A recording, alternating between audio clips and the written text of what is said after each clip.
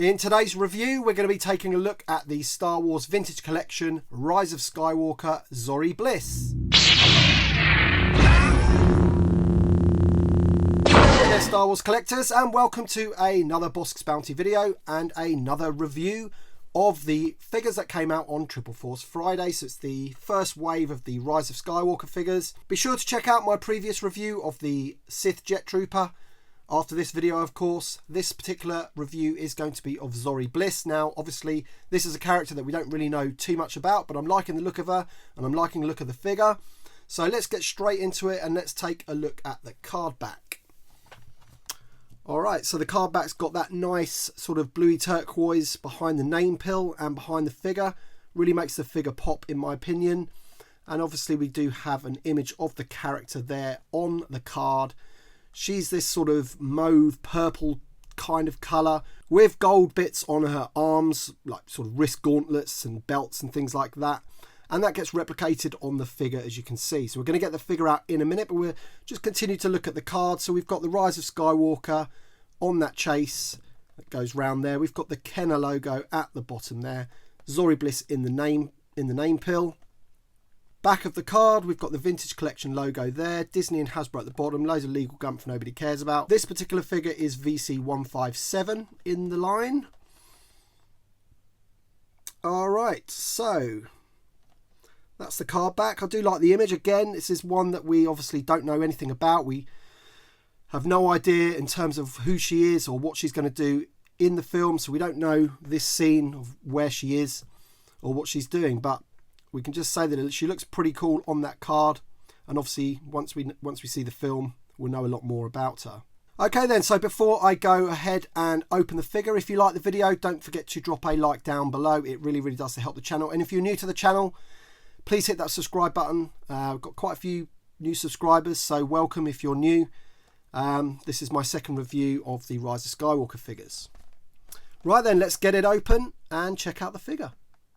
Alright then, so here's the figure close-ups, so you can see all of the detail there. As you can see there, she's got a pretty smart helmet going on there. Reminds me a bit of the Rocketeer, I want to say, but also, you know, very bounty hunter-ish. So I've got a feeling that this character may be a bounty hunter in the film, but as I said, we're yet to discover exactly who she is and what she does and what her role is in the film. But in terms of a figure, I'm really happy with the way this one's turned out. She looks great. So I'll just let you see all the way down to the legs there. She's got this great sort of brown goldy belt with two holsters on there, and that's because she comes with two blasters, which look very nice to me. They've got lovely detail on them with the gold paint on the black plastic there. They remind me very much of something a pirate would have. What are their guns called? Muskets or something like that. They're very, very similar to that. So she has that kind of pirate feel to her, I feel. And you can really see there where the light's reflecting off that blaster there. Both are the same and they just fit in the holsters nicely, so you can have her there just ready to grab the other one. I'm hoping in the film that she's going to like use both of them at the same time, a bit like something from the Wild Wild West or something. So yeah, that is Zorii Bliss. We'll get onto the articulation in just a second, but we're just going to have a look at the back of the figure. So as you can see, that belt goes round and it does have some gold paint detailing on it, and it does have some nice markings on that belt just to bring out some of the detail as well. She has the straps around her legs, obviously, where the holsters are meant to sort of attach, but they're just painted on because the holsters do just hang there. So I do quite like that. I think that's what it's supposed to be, rather than just some markings around her trousers. I think they are meant to sort of resemble the fact that the holster's being held in place there around her legs. As I mentioned before, she's got these like gauntlets around her arms and wrists, which look really nice. We've got a solid one there, whereas on this arm we've got two separate thinner ones, which are quite nice.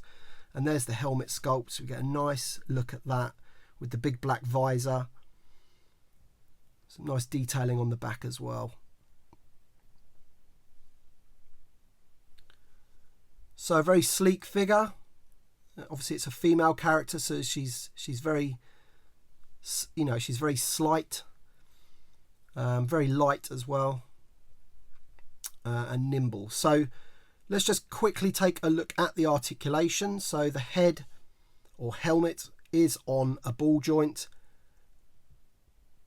And I'm just checking to see if it's on one of those double ball joints, but I think it's just on a single one there. But you can get all the range of motion that you need.